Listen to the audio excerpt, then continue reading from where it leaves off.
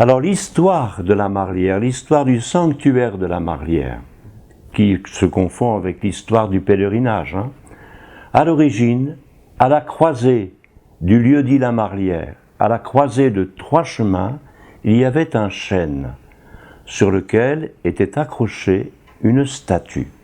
Ce chêne était entouré de 3 ormeaux, 3 tilleuls. Cette statue qui y était accrochée avait été amoureusement sculptée par un paysan du coin. Elle représentait une vierge allaitante, allaitant son enfant. Cette statue était l'objet de la vénération des paysans du coin, de tous les habitants de la région. Et un beau jour, elle devint célèbre parce qu'elle a failli disparaître.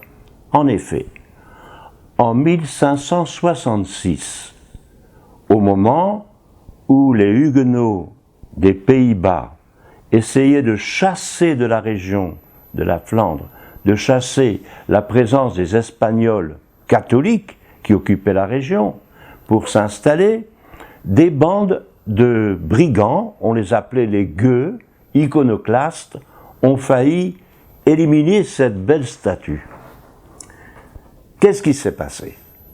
Au moment où un gueux voulait prendre cette statue et la fendre pour en faire du bois de chauffe, un habitant du coin, un certain Du Colombier, est venu à sa rencontre. Et comme il cherchait du bois de chauffe, cet homme, eh bien, il lui a proposé, en échange de la statue, de lui donner 2 fagots de bois. L'homme s'est exécuté. Ce jour-là, la statue de Notre-Dame de la Marlière a été sauvée.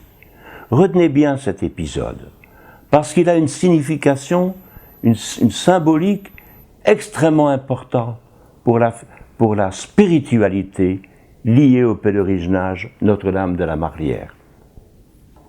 Donc ce monsieur Du Colombier, ce sieur du Colombier, garda précieusement la statue de Notre-Dame de la Marlière dans sa maison jusqu'à la fin de la tourmente.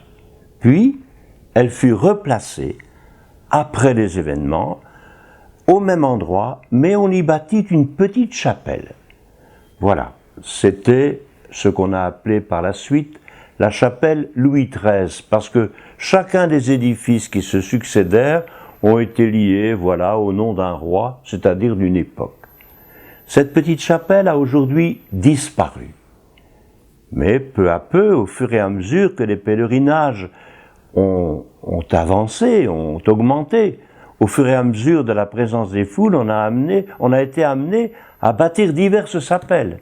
Il y a eu ensuite la chapelle Louis XIV, qui est encore visible aujourd'hui, où se trouve d'ailleurs une autre statue censée représenter Notre-Dame de la Marlière, mais qui n'est pas la statue d'origine. Celle-là a été détruite.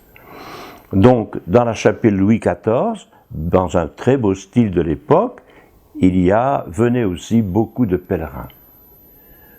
Les pèlerins augmentant de plus en plus, le clergé local ainsi que les édiles locaux ont favorisé l'extension du lieu de pèlerinage.